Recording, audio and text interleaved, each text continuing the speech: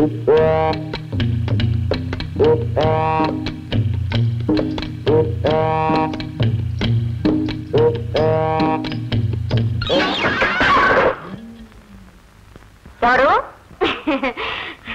నేను కాబట్టి సరిపోయింది. ఇంకెవరైనా అయితే ఏమైనా ఉందా? ఇలా తలుపులు తీసి పడుకుంటారా ఎవరైనా? మీకు కావలసిన దాని కనుకనే వచ్చాను, దాన్ని పడగొట్టాను, మిమ్మల్ని ఇద్దరు లేపాను. ఇంతకీ మీరు తెలీదా? నేనెవరో తెలీదా? పీఠికాపుర సంస్థానంలో పేరెన్నిక కన్నా భరతనాట్య శిరోమణి అలివేని రంగమణి మనమురాలని, విజయనగర మహారాజులచే కండపిండేరాలు తొడిగించుకొని ఎన్నో మున్సిపాలిటీలో కనకాభిషేకాలు చేయించుకున్న అపరమేనక బిరుదాంకితురాలు నాగమణి ముద్దుల కూతుర్ని, నాట్య జ్యోతిని, భానుమతిని. ఇదిగో ఇదే మా వంశపారంపర్యంగా వస్తున్న నవరత్న పథకం. మీరు డాక్టర్ వేదాంతరావు భార్య. మీరు డాన్స్ చేస్తారు కదా? మీకు ఇష్టమా? నాకు చాలా ఇష్టం అండి. మీలాంటి కళాభిమాని ఒక్కరి ఊళ్ళో ఉన్నారని తెలియకుండా ఇంతకాలం అజ్ఞానంలో అంతకాలంలో ఉండిపోయాను. ఎప్పుడైనా తెలిసింది. ఈ క్షణం తక్షణం మీ సమక్షంలో నా నాట్యాన్ని ప్రదర్శించి మీ మెప్పును పొందుతాను, నా లక్ష్యాన్ని నెరవేర్చుకుంటాను. చూడండి, అది మీరు వెతుకుతున్న ఫోటో కాదు, మా ఇంటి రేషన్ కార్డు. రేషన్ కార్డా? మీరు దేనికి వచ్చారో, ఎవరు పంపితే వచ్చారో నాకు ఇప్పుడే తెలిసింది. డబ్బుతో మనిషిని కొనొచ్చును కానీ మనసును కొనలేరని నేను చెప్పానని వార్త చెప్పండి. తప్పకుండా చెప్తానండి, తప్పకుండా చెప్తాను. Ration card card. So you have faith. ఆ ఫోటో తీసుకురాలేకపోయావు అన్నమాట. ఫోటో తేలేకపోయినా మంచి పాఠం తీసుకొచ్చాను సార్. ఏమిటో? డబ్బుతో మనిషిని కొనొచ్చు కానీ మనసును కొనలేమని ఆవిడ మీతో చెప్పమన్నారు. మిస్టర్ మదన్, సాధించలేకగా సాధించి తీరతాను. కానీ మీ అమ్మే ఏమాత్రం సహకరించాలంటో, ఏ వివరమూ చెప్పాలంటో. రేపు మీ నాన్నను తీసుకొస్తే ఆయనే మీ నాన్న అని రుజువు చేయడానికి నీ దగ్గర ఏమైనా గుర్తు ఆనవాళ్లు ఉన్నాయా? అయోగ్యుడికి ఆనవాళ్లు గుర్తులు ఏముంటాయి సార్? అయోగ్యుడు కావటమే. మదన్, వెలికినా పడుకుని ఉమ్మేస్తే ఆ ఉమ్ము నీవేదే పడుతుంది. మీ నాన్న అయోగ్యుడు అయితే నువ్వేమవుతావు? నువ్వు సార్ అంత కోపం? నేను మా నాన్ననే కాంది. అఫ్కోర్స్ మీ నాన్ననే అన్నావు అనుకో. ఆనవాళ్ళు ఉన్నాయా? ఉన్నాయి సార్. Just minute.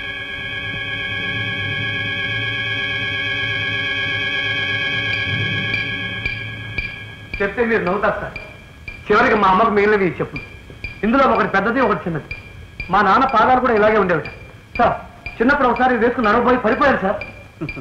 సరే, నన్ను వేసుకొని చూస్తారు. అరే, మీరు కరెక్ట్గా సరిపోయాయి. పరిగెత్తగలను కూడా. పరిగెత్తనా? అవి మీ నాన్నగారు చెప్పడు. నేను పూజ చేసుకుంటున్న పాదరక్షలు అడ్డమైన వాళ్ళు తోడుకోవడానికి వీల్లేదు. విడమని.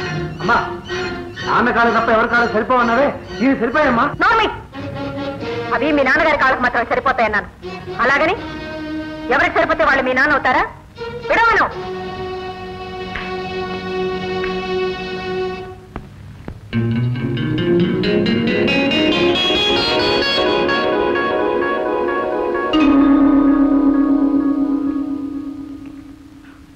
I'm so sorry sir.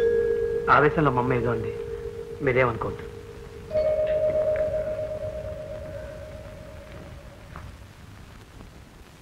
కూర్చో. నన్ను ఎందుకు పిలిపించారు? చూడమ్మా, మదన్ నీకు తగిన భర్త కాడు. అది మీరు చెప్పనక్కర్లేదు. చెప్పే అర్హత, అధికారం నాకున్నాయనుకుంటున్నాను. చూడమ్మా, మదన్ని నిన్న మొన్న చూసి నువ్వు ప్రేమించావు.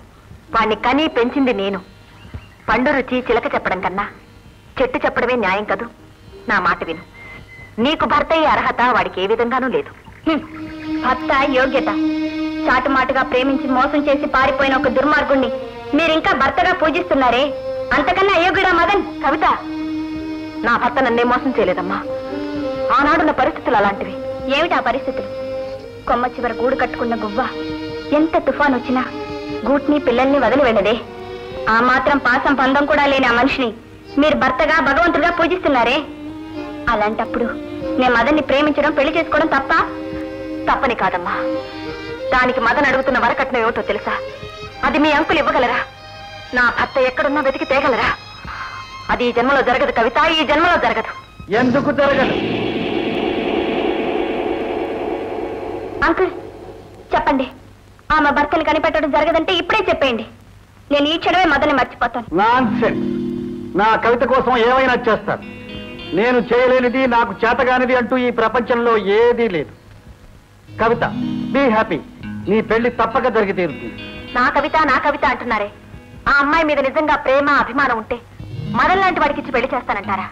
ఎందుకండి మదన్ గురించి అంత చెడుగా మాట్లాడతారు? అతను అలా కావడానికి కారణం ఎవరు? వాళ్ళ నాన్న మీద ఉన్న కక్ష. ఆ కక్ష తీరిన నాడు మదన్ మారతాడు, మంచివాడవుతాడు. అవును, అయోగ్యుడైన వాళ్ళ నాన్న వల్ల ఏర్పడిన అవమానాలే మదన్ మనసుని అలా పాడు చేశాయి. కవిత, మీ అంకుల్ పెద్దవారు, ఆయన ఏమైనా అనొచ్చు, కానీ నువ్వంటే మాత్రం సహించను.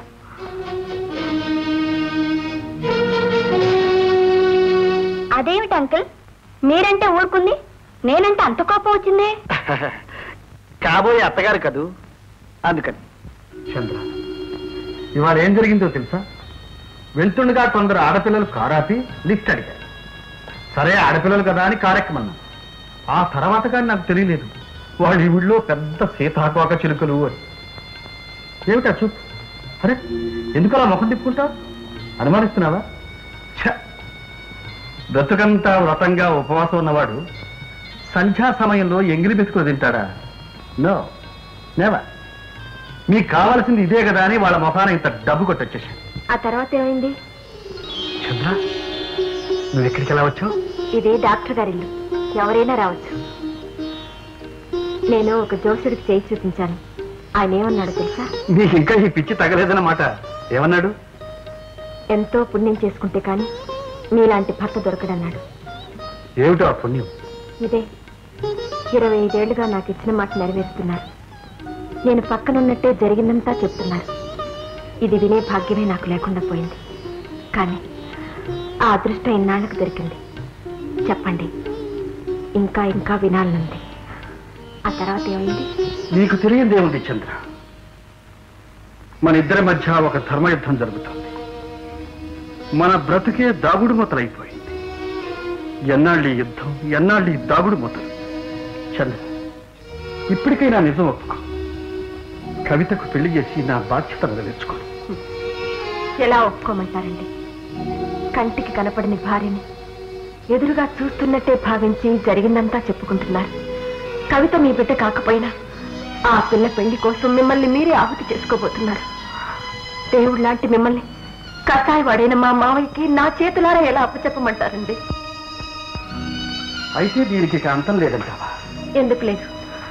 మిమ్మల్ని ఎప్పుడూ కాపాడమని ఆ దేవుని ప్రార్థిస్తూనే ఉన్నాను. 10 మందిలో మీరు నా భర్త కాదు అని చెప్పే మనోబలాన్ని నాకు ప్రసాదించమని కన్నికమ్మకు ముడుపు కట్టుకుని మొక్కబోతున్నాను. దానికి మీరు కూడా నాతో రావాలి. మీరా? మీరు నాతో వస్తేనే ఆ మొక్కు ఫలిస్తుందట. ఇది చెప్పిపోదామని వచ్చాను. ఎంత వింత కోరిక! నేను ఓడిపోవాలని నువ్వు మొక్కుకోబోతున్నావు, దానికి నేను తోడుగా రావాలి. Wonderful, wonderful. చంద్ర, మన ఇద్దరిలో ఎవరో ఒకరికి ఓటమి తప్పదు. అది ఎవరికి అవుతుందో చూద్దాం. మీకోసం ఓడరేవులు ఎదురు చూస్తుంటాను. వస్తారుగా?